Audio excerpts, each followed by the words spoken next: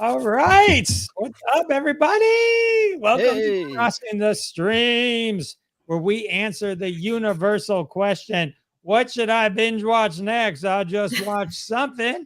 And now I got to watch something else. We have come to the right place. We have 143 hours of binge watching suggestions on our YouTube channel. This is episode 143. We have some new faces and some returning friends to the show. Oh, excited. Welcome, Patricia, Chris, and Fred to the show. Hey. Hello. Thanks for having us. You are welcome. I'm trying to figure out Instagram Live. I think we're good. I don't the interface is there we go. Okay. All right. Oh, hey. All right, we're gonna kick things off. We gotta do the theme song. I did not prepare our new guests. So I'm gonna let Chris go first. I'm gonna let Chris. The I have to start. Okay, good. The tune of the Brady Bunch. Okay, so go ahead. Now, yeah, go ahead. Here's a story of some lonely fellows who spend way too much time watching the TV. All of them have jobs and friends. Well, not really, just between you and me. All right, that was great, Patricia. Top that. They made a live show out of their hobby. Every TV watcher's TV watching dream. Jeff, Ron, Sal, and Bob, and there's Marcy. They call it Crossing Streams. I will say, not only was that amazing, she's never seen the lyrics before. Just right now, right now. Fred, take it home. Take it home, Fred.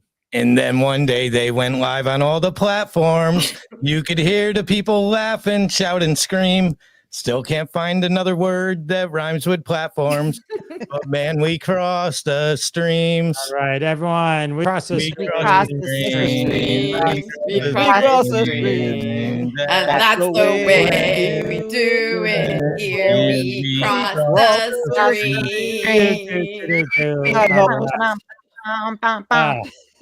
It never gets easier. Never gets old. Never gets old. Oh man! All right, we have some brand new faces to the show. We're excited to introduce our new friends. You may know her from my podcast, Patricia Ray. She's also done other things. She's an actress. She's done All Rise and a million other things. So I'm going to let her introduce herself and talk about her goodness. Go ahead. Oh, wow. That is quite an introduction. I don't even think I can live up to that. I'll try. Yeah, I have been a working actor here in California for the last 25 years. I'm originally from New York, where I started on TV shows like Law and Order and Law and Order and Law and Order SVU and Law and Order Criminal Intent. And Blue Bloods. And then I came out to California to play a New Yorker. Funny enough. So eventually, fast forward 20 years, I ended up becoming a cast member on a TV show called All Rise, all about judges. Originally, the show aired on CBS for 2 seasons, but the showrunner, he was a bit of a narcissist, egomaniac, a little bit of like a racist. And the whole cast was predominantly BIPOC. So he had a lot of problems with the writers and even the actors. The main cast would complain about some of the lines that he would write for them. So I think that's what tanked the show on CBS. Well, when we got canceled, the fans saved it, and then we got moved to OWN Television. Oprah Winfrey moved us over to OWN. Cool. There, we kind of got forgotten. You know, they really didn't promote the show. They didn't put up any advertising. Oprah didn't push it. She went on one time on like Instagram to announce it. So a really great show that everyone should watch. You can watch it on Hulu, the 3 seasons, and you can watch it on HBO Max. It's not HBO anymore because everything has to merge, crossing streams. And I play Judge Delgado. She's a really acerbic, dry, witty, sarcastic. I play her like I'm from New York, but we're all LA judges. And I really had a great time working on that show. I got to work with a lot of amazing directors. I got to work with Lou Diamond Phillips, which was a highlight. And, it's a bummer that it got shelved, or canceled. The series got canceled, but upward and onward and upward, and keep moving on, keep trying to put out content. I'm writing for myself. I'm actually writing a TV series, a half-hour pilot called Single Together, about two middle-aged women who find themselves single together again. They're best friends, and it's kind of like a I Love Lucy meets The Odd Couple. They're both broke, and they're postmenopausal, but now it's when they decide now that they're going to do all their bucket list items and go out there and live the life they didn't get to choose. So you can only imagine the shenanigans they're going to get into. I wrote the first 2 episodes, and I've submitted them to some of the writers programs that are available to Latino, writers, like through the NBC Universal and the Disney. So I'll see if I get in one of these labs, these writers labs, because if I don't take it upon myself to write a story about an aging woman who is Latina and who is a part of the American family, a white man's not going to come along and write it for me and say, I'm going to cast you in it. So there you go. I'm going to be my own I Love Lucy. Excellent. Awesome. I've been working on a Latina drama for months now that I was going to present to you. I knew it. This white guy was going to swoop in and just go, hey, Just save me. save it.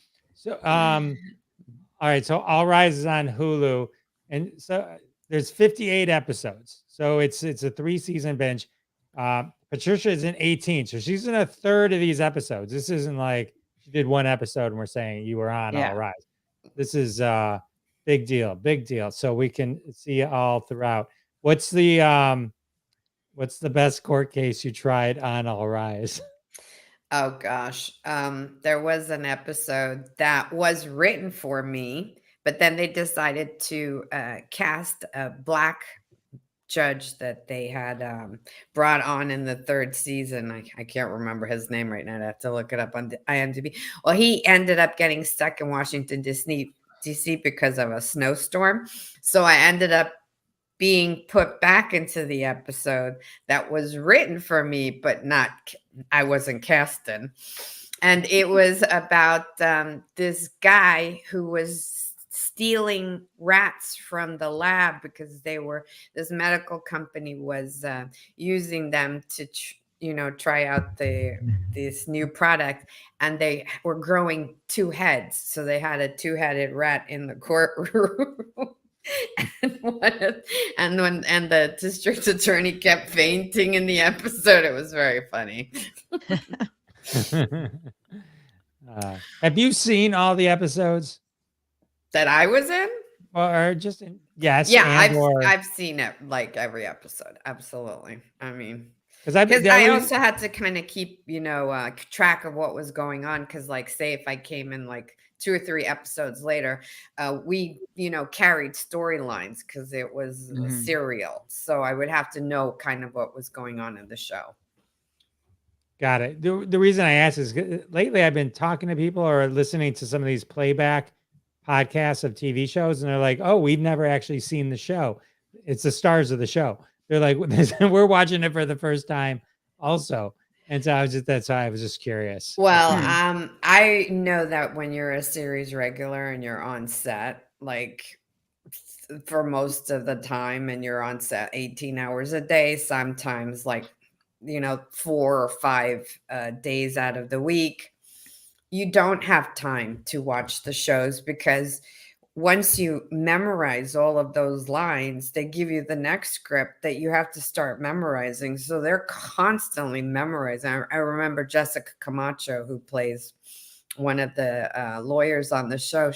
I would say, "Hey, girl, let's go hang out." She's like, "I gotta memorize all these lines. I can't go anywhere." So, like, for 3 years, she was like doing homework. And we really touched on a lot of serious subjects on the show. So she had to really dig deep and do a lot of emotional work. So I can totally understand why they don't even watch their own shows. I don't listen to our, Chris and I have a podcast called Believe This on Apple and Spotify and wherever you listen to your podcast. And I don't listen to the episodes anymore. I used to. There, that's our show right there. When I do my podcast, I edit it and I listen to it, but the second it's live in the world, I never listen to it again. And if I just can't, because I just can't hear my voice. It's weird. I can't hear my voice that way. I can listen to me interviewing someone if I'm editing it, but I can't listen to me. So if like my wife is playing a clip and it's me, this is all I hear is that's me. That's how I hear my own voice. Me too. Yeah, I know. Totally hearing. And, Everybody's hearing. Yeah, totally. I get it. I understand what you guys are going through. And so yes, I get it. It's like once it's done, it's done. And then you got to move But on. I can watch myself. Like if I see I'm on a TV show or a movie that comes on, I could totally watch myself because I don't even remember the characters being that character. I can like detach myself and watch it very objectively and be like, oh, that's Madonna in The Big Wedding, or Carla in Maria Full of Grace. I think that you worked with De Niro, and was it Anne Robin Williams? Am I remember? Yeah, Robert De Niro, Robin Williams, Diane Keaton, Susan Sarandon, Katherine Heigl, Ben Barnes, Amanda Seyfried, and who else? If you want Patricia's whole backstory, you go look up Classic Conversations. We did a whole episode. She learned to talk watching TV. Great backstory. Great backstory. I learned English watching Sesame Street. Nice. That's yep. So there you go. All right. Awesome. All right. Everyone go watch All Rise. Let's make it the new Suits. All Rise. All Rise. Binge All Rise. Show the people that good content matters. That shows that are about not just politics, but social issues are what the fabric of our country is. And to see a female judge, a Black female judge, all these characters struggling to get higher in their education and their positions, to watch someone like J. Alex Brinson, one of the characters, he started off as one of the court cops. What are those called? Bailiff. The bailiff, and he ended up a lawyer. To see those kind of beautiful stories, you don't get that a lot. You get so much fluff on TV, and not that fluff isn't good, but I think there needs to be a balance. There's plenty of balance in my new drama, Latino Dreams, starring Patricia Ray. Oh, see that he's right. He's show running, producing. I'm having ChatGPT write it while we're talking. Write a serious Latino drama, clearly written by a white man. Clearly. And make sure that you make sure that she says a lot of racist things. I'll be the racist landlord. Just write me in. Oh man! All right, let's real quick. Heather's here. She was here last week. You didn't. Oh, see, Heather didn't have to sing last week. Heather had technical problems and didn't show up till after we sang it. So that's the only reason. She's the only person in 143 episodes that got away with guessing and not singing. What's up, Aaron? Aaron hosts the world's greatest spring stream podcast. Also happens to have the distinction and honor of being Marcy's brother.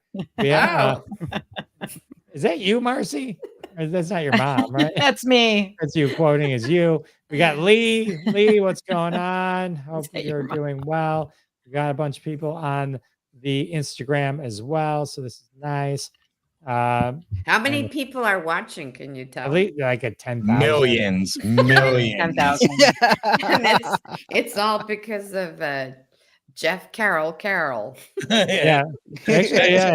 Thanks, Actually, Paul. we actually are spiking on Facebook. It looks like at least a couple dozen people are watching. There's just So, but we get a inside lot on joke the there. replay too. You know, a lot on the replay. That's right. All The right. replay.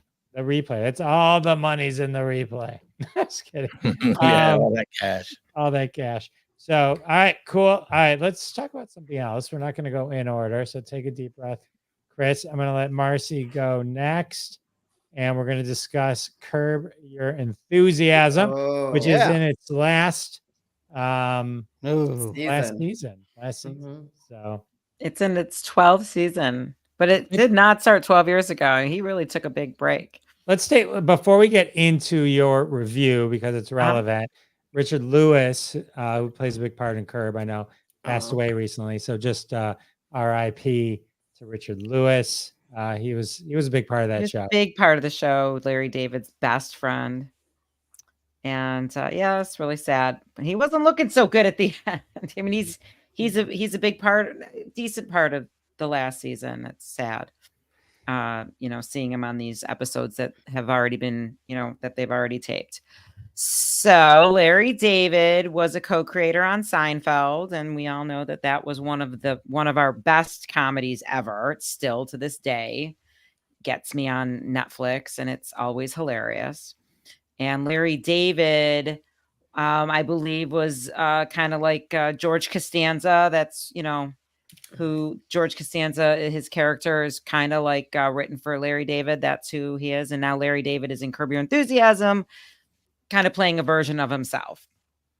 You either love him or you hate him. And a lot of people, they don't like him. They make him feel, he makes people feel uncomfortable and he pisses people off. I think Larry David is a comic genius. He cracks me up. I roar by myself when I watch Curb Your Enthusiasm. I am loving this last season.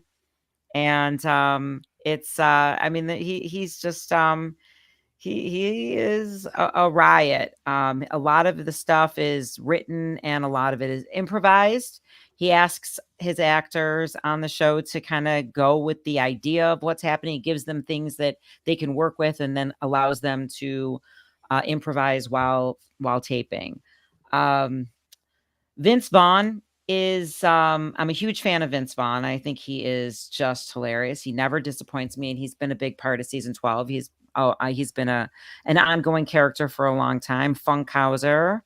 I can't even come up with his first name, but my brother will chime in. He'll be able to fill in any blank. My brother Aaron's a bigger fan, and he also wanted me to touch on something that's super cool with Curb Your Enthusiasm. He is loving in this season. So, a very interesting fact about Curb Your Enthusiasm is there's a Netflix documentary called The Long Shot, and it is about do you know his name or Freddie Funkhauser. Freddie Funkhauser. Thank you. Yes. So anyway, this Long Shot is a documentary about a guy who is accused of murder. It's a true story about a father who is accused of killing someone, and he says he's innocent. He has an alibi, and it's just super cool. There's an episode of Curb Your Enthusiasm where it's basically based on the fast lane of the highway. You can't be in it by yourself. You have to have someone in the fast lane with you. You've got to have two people. Larry David's got to get to a baseball game. He thinks and if I'm remembering this correctly, he thinks it's a good idea to maybe just pick up a prostitute, get her in the car with him. And this way he can get to the baseball game quicker. Sounds right. And he picks up a hilarious woman, and they go to this baseball game and they film like the show at a real baseball game. Well, it turns out in real life, this guy who's accused of murdering someone, he says he's innocent. He took his kid to a ball game. His attorneys realize, I don't remember how the whole thing went down, but they're like, is there any chance that Curb Your Enthusiasm, while they were there film taping, that they might have gotten him? And they did. He's flat out in a shot. And this episode literally saves his life. It keeps him out of prison, and they find him innocent because they're able to prove this guy's alibi because he's literally in the background of Larry David and this prostitute at this baseball game. And I should be talking about that. And I don't even know, maybe I've already talked about that documentary on this show, but you did, but I did. But that's okay. It's an amazing. It's a great thing. story. It's so It great. is. Yeah, It is a great story. So yeah, when I was thinking about it, I'm like, gosh, I almost feel like I talked about this documentary already. You've been So on anyway, that's a 70 long shot. times. But going back to the last season of Curb Your Enthusiasm, for one, if you don't watch Curb, I highly recommend starting it from the beginning. It does not disappoint. It takes these little funny things that could possibly happen to all of us and just really sarcastically, brings it right to us in the funniest way possible. And I just think that it's just as funny as Seinfeld. Can I say that? Yes. So anyway, this last season has been amazing, and some people are thinking that it's going in the same route as the last season of Seinfeld. If you remember that how it ended, it ended They up all with go to these guys. jail? They all went to jail, and right now No, don't Larry is do fighting that. to Don't stay do out of that. jail, and he just hired a new attorney. And who is it played by? Jack from Will and Grace. Sean Hayes. Sean Hayes. So I was excited to see him. And then, you still get Ted Danson is still on it. And JB Smoove. JB Smoove, I think, showed up around season 5 or 6 when Larry David and his wife Cheryl brought in a black family during, it was Katrina, I think. They had this family move in, help them out while they were getting back on their feet. And JB Smoove was in this family. He's a phenomenal comedian. I've had the pleasure of meeting him twice and seeing his stand-up twice. He's amazing. And he just doesn't leave. He stays with Larry and he lives with Larry. And it's just a great character, a great sidekick. The two of them with their bantering, it's just hilarious. So season 12, it's the last season. I highly recommend you watch it. And if you have never seen it, start it. And when you're done with All Rise, Curb Your Enthusiasm. Curb Your Enthusiasm. Didn't he to my soul. Didn't he once figure out that wearing a Trump hat, people wouldn't bother you? Yeah. So many things. It doesn't matter. He'll do anything, and he makes people feel uncomfortable, and I love it. You loved his MAGA hat just so nobody would bother him. I think my favorite moment is when I think he was talking to his rabbi and he says, "Oh yeah, that was my nephew or whatever. He died on 9/11." And then, "Oh, which tower?" "Oh, no, it was 3 streets down. He got hit by a taxi." And but it completely unrelated to the terrorist event. He just happened to die on 9/11 in New York or get killed. Yeah. And it was just so funny how he couldn't accept that as you can't say that, right? You can't say it right. That and he can't let it go. Right. And then the other thing was, I want to think it's the same episode where he asks if he can bring a survivor. I knew you were going to say that. To dinner. And one person brings a Holocaust survivor and one person brings Colby from Survivor. and they get into a fight over who had it worse. Totally. I knew you were going to say that. That is a classic. And it's just so many things that he says just end up being repeated over and over again. I feel like the character of Larry David is bipolar low-key, because sometimes he gets himself into trouble because he's an a-hole. But other times, situations we've all been in. Like, I always go back to the dinner he's having with what's his friend's name again? Jeff.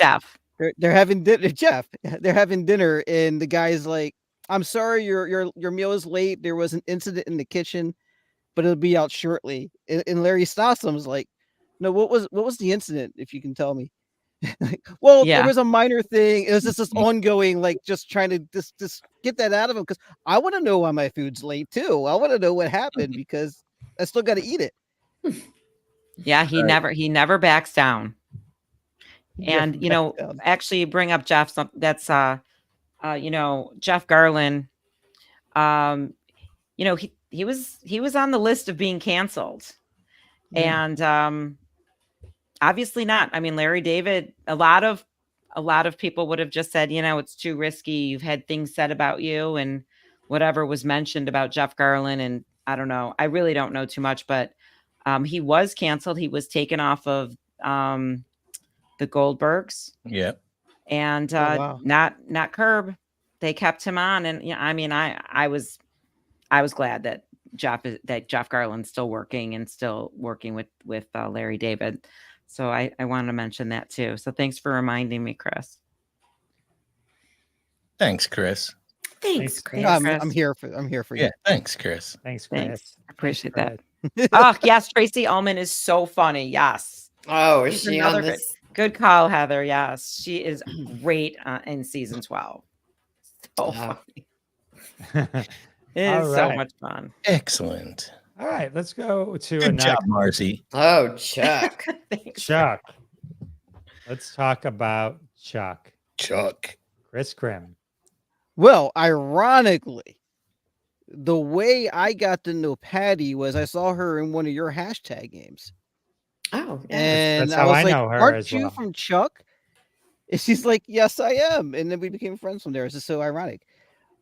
Patty's such a great actress that it Aw. is really a crime and a shame that she has to do a podcast with me. Really. I mean, it's unbelievable how underrated she is because I'll tell you what. Watch season 2 of Chuck. By the way, my favorite season of Chuck. Patty is relegated mostly to facial expressions, and she still scenes just with her facial expressions. Watch it. Same Aw, thing with thanks, the baby. wedding movie with Robin Williams, The Big Wedding, was it? Mm-hmm. Yeah. Yeah. So Chuck is one of my all-time favorite series. Absolutely. It's got that 80s feel to it. Like you're watching an older show, but it's so well done. Like so this is what makes a good TV show. Is you get drawn into the characters and you get to love the characters. And then you get to sometimes beguile some of the characters and you really want to see what's going to happen. And all of a sudden you find yourself going, I hate that character. 3 episodes later, you're going, I hope that character is going to be okay. Aw. It's such a great show, and I really hope they do a reunion on it. I think it's on Amazon. You should really watch Chuck. I'm trying to think of what else I can say about it. Tell us what it's about. It's another one of those shows that people are like, I haven't seen it, especially some of the younger people. Well, Chuck is, I think he was thrown out. I want to say it was Harvard. Can't remember what school it was. One of those Ivy League schools. He was thrown out under suspicious circumstances. His buddy who got him thrown out sends him a file through the computer and email right before he gets shot and allegedly killed. And it programs Chuck's brain. So he works at like a geek squad. It's called the Buy More Nerd Herd. He gets this bug and he becomes a spy basically because he can tell when things are going to happen. He's like a database in his brain. So every time something happens, these 2 agents come to him. NSA agent, I think, and a CIA agent rather, come to him. I wasn't prepared for this, Jeff. Comes to him and they basically provide cover for it. It's hilarious. It's a comedy, it's a drama, it's a spy thriller. It's a great series. And Fish out of water. Fish out of water. And if I might add, Yvonne Strahovski, who plays the female lead in it, who's Australian. I wanted to talk about her also. I know. Everybody wants to talk about her. She submitted her audition tape via internet Really? from Australia and got cast as the lead in this show. If I saw that, I would probably cast her too. She was in Handmaid's Tale Yes. and Oh. also in Dexter. Dexter's so yeah. good in Dexter. Oh my goodness. She was good in Dexter. She was great, but she was part of like the later seasons where I felt they got a little lazy and it was like with the writing and stuff. It was like I remember one. That's why there needs to be a reunion, Jeff. They're going to correct all the wrongs at the end. Well, the one thing I remember about her, which isn't her fault, but like in Dexter was, and then keep in mind, like when I was watching Dexter, the final seasons, I'm also watching Breaking Bad. which is arguably the greatest show ever, right? Yes. So good. And Dexter's on it. Dexter, if it stopped at the end of season 4, would have been the most perfect of shows. Okay, in my opinion. After the but so it's just the kind of thing. I remember she's gorgeous, right? And the kid gets hurt, and she's a serial killer, also, spoiler. And she goes to the hospital, and she's on the news. So they're putting pictures of her on the news. She didn't even wear a hat. She just walks out of her house to a hospital, wanted by all the police. Clearly, she didn't disguise herself. Nothing. I mean, beautiful, right? So people would notice her. Doesn't even put on a fucking hat to like cover up. I'm just like, that's how Dexter was to me at the end. It just was like nothing made sense. And Zachary Levy went on to get dumped by Miss Maisel and Shazam. Boom. So that's your whole Chuck. That's your Chuck. I took my daughter to meet him at MegaCon last year. It was disappointing. Was it? I'll tell you what, as a human being, he is just like Chuck. He is just like Chuck. But he had a snowed in flight that delayed him. So we waited in line from the beginning of MegaCon's opening to like halfway through the day just to see him. Wow. And then it was like super expensive for his autograph because I guess he's a superhero now, and that makes you in the hundreds. Right. So it was kind of disappointing, but like I think he's a good guy. I don't blame him for it, but it was just such a nightmare day. It was. I'm just bitching now. I'm sorry. That's all right. But tell them the rest of the story that he wouldn't take a photograph. Oh, I'm not trying to trash Zachary Levi here today. Come on. We want people to watch all 91 episodes. Yeah. I truly believe he's a good guy. It was just unfortunate. It was a bad day. He has been cranky lately with his interviews and stuff. Has he? Well, just being kicked out of Shazam by James Gunn, I think. If you watch some, we'd all be bitter, wouldn't we? Yeah. All right. So he got kicked out of Shazam? Well, I think, he just, James Gunn's just redoing everything. So nothing's for sure anymore. And, that kind of stuff. So we'll see. All right. Next one. I really want to see this movie. This movie is supposed to, this is like a best picture. It looks like. Talk to me about American Fiction. Fred Carroll. American Fiction.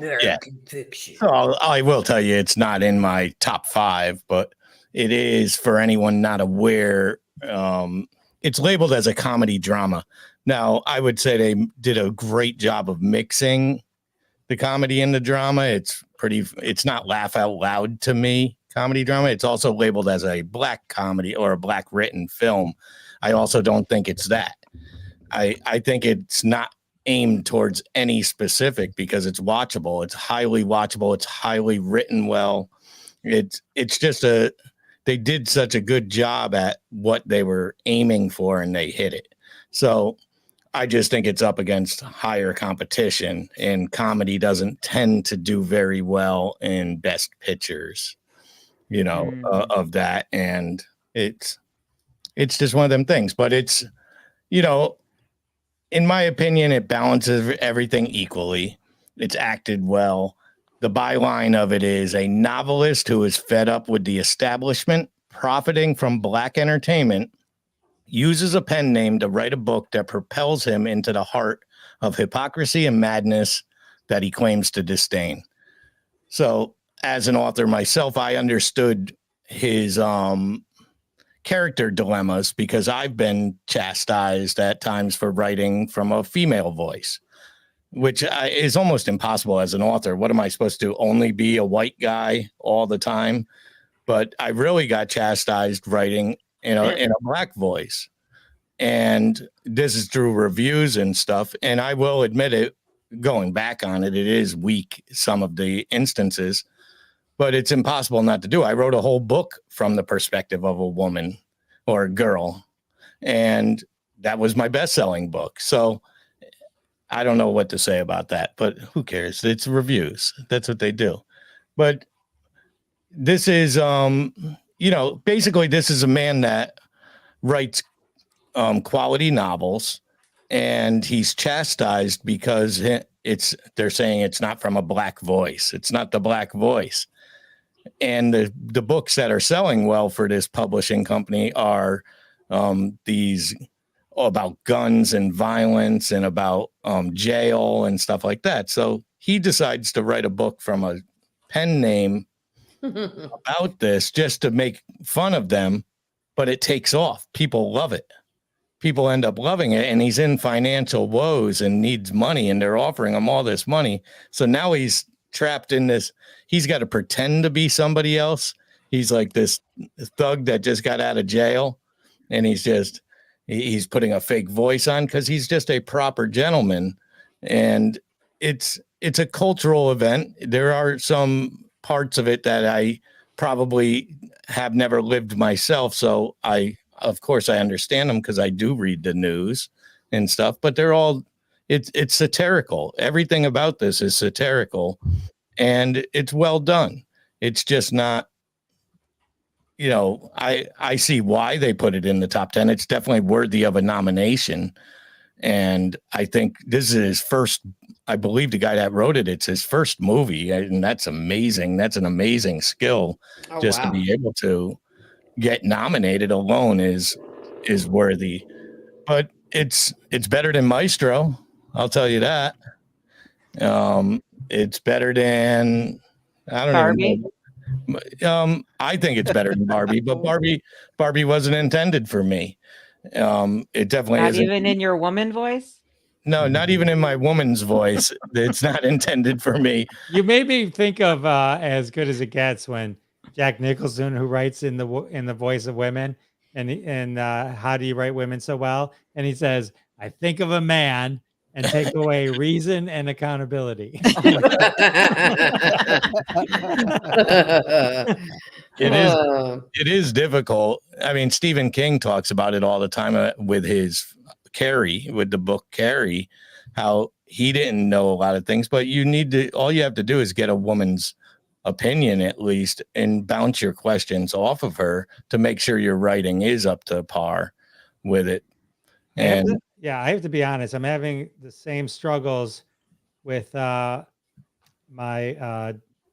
Latina drama, Crossing Borders. That is correct. Which you're gonna need a Latina female voice, right? Yeah. Which I mean, along. Putting myself into the life of Sofia Rodriguez, a strong and resilient Latina woman, navigating the complexities of identity, love, and cultural assimilation in a small American town.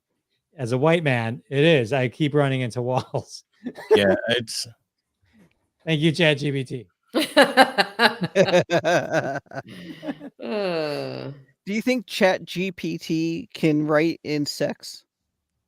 yes, it can, because I've done like write a porn, like my father wrote a porn. Wait, what? Yeah? Let's talk about that. My father wrote a porn. That's the best. Your father did? No, you never heard I'm that so podcast? confused. No, I don't know that I'm as confused as our name game earlier. Chris, what did you ask? Do you think what did you ask? Can write as a woman, Can Or write it. male. Okay. as any sex or race. Gotcha. Yeah, you can put it into But I was the talking algorithms porno. of- Not me, but I just wanted you to ask again. Yeah, you forgot the question altogether. The cops are going to be knocking on your door in a few minutes. Well, all right. So American Fiction is it on digital? It's not yet. It's still in theaters. I believe it releases this week because they love to get these movies out before Sunday, which is the Oscars. The Oscars are Sunday. I want to Wow. see it now. God.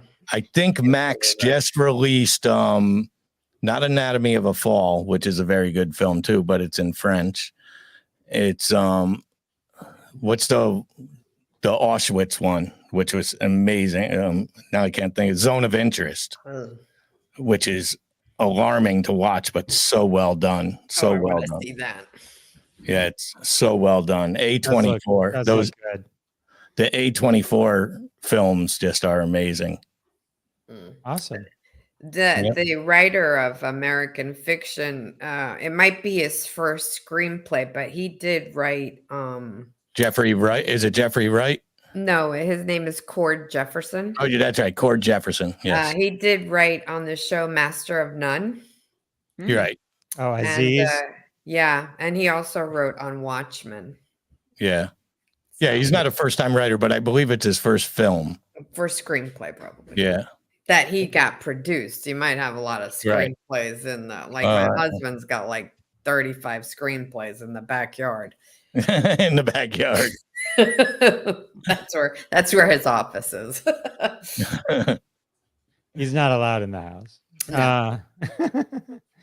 Awesome. All right. Well, all right. I'm going to check that out. I definitely want to check that out. Yeah, you- Sounds good. It's looked good since Can I the say something, previews. Jeff? Yeah, please. Can I say something, Jeff? Mhm, mhm. I want the people to know that I came on for my turn to talk about Chuck and stumbled over my words a lot. And people were like, why should we listen to Patty and Chris's podcast when this guy is a bumbling idiot? I want you to know I thought I was coming on to talk about Avatar: The Last Airbender on Netflix. I'm happy to talk about Chuck, but I was totally blindsided. Oh, did That's I? letting you know he can speak. I just want people to know I English, can speak barely. in somewhat clearly. Did Jeff do that to you? Did I pick? I don't Did think I? he realized he did that. He said, what do you want to talk about? I said, maybe Chuck, since we got Patty there. And then he was like, Chuck, or whatever you want. I said, how about Avatar? It just came out on Netflix live action. And he goes, okay, ignored we'll you. do that. And he just ignored you. Oh, you're right. Just You got know a lot what? of his mind, you know. You know what? When I went back to screen, it said Chuck reunion, and I didn't realize just below that.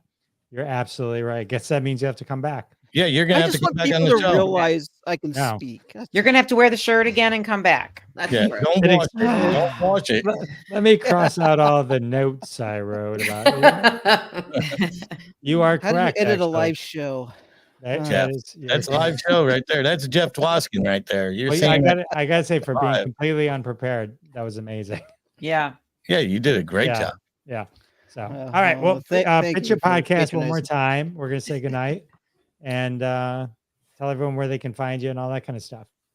Our show's called Believe This, and we are on Spotify and Apple, iTunes. Where else, Chris? It's everywhere. Hey, we already established Chris is not good with questions off the cuff. My microphone muted. Sorry. Don't ask him anything you didn't prepare for. All the podcasts. Well, I All don't the know what I was going to say podcasts. about the podcast. I don't know. No, iTunes, YouTube, not YouTube, iTunes, iHeartRadio, anywhere you find podcasts. We're hosted off of Spotify. Spotify. All right. And Fred, you got some well, thank you both. You were amazing. We appreciate your first time, and hopefully you'll come back again and hang out with us. Fred, Yes. How are you? you got a new podcast that just kicked back off. Yeah, I'm back with Scott H. Silverman talking about addiction recovery and mental health awareness Oh, and awesome. stuff. And that is your crisis coach, Scott H. Silverman, that just released. And I'm still doing the Cinephiles Flashback, which is my movie one. And I'm still doing a Dude in the Hen House. So I am doing that. And You have they're all 3 available. podcasts. 3 podcasts. He's very Yeah. busy. He's very busy. The Dude in the Hen House, is that the podcast where you podcast from a woman's point of view? Yes, I do. That's exactly what a Dude in the Hen House That's is. cool. That's A cool. dude, it's me surrounded by women talking about women's issues. That's Oh, I awesome. love that. Yep. And it's okay. I mean, it's not always enjoyable. This mouth can get me in trouble, Oh boy. but then I got the mental health one to balance me out. So all the There you go. asshole comes out on one and the good guy comes out on the other. It's amazing. So All right. basically, you have to have a podcast for every phase of your life. For every- Yes. All right. Awesome. Marcy. say I'm learning here. Good Marcy. night. You know where to find me here on Wednesday nights, crossing the streams. Just That's where you crossing are. the streams. Thanks for having us, Marcy. Or at a Nice Broadway meeting play. you Thank you. guys. All right, and Nice then meeting you. what do we got? What episode? I didn't grab. Oh, episode. Patricia, what episode were you on? I'm trying to remember what number it was. Oh, Anyway, on yours? Oh, yeah, it I was had- Now like you're asking the guest to 49. remember. Well, I Googled it real quick in the YouTube one. Hang on, I have it. But anyway, so Classic Conversations, episode 214, The Unforgettable Journey of Patricia Ray. Yes, it is. It's a good I don't- show. It's a good episode. It The is a good episode. and then yeah, I Hey, got Jeff, before- I passed 300 episodes. Jeff, Wow. I got a question, Jeff.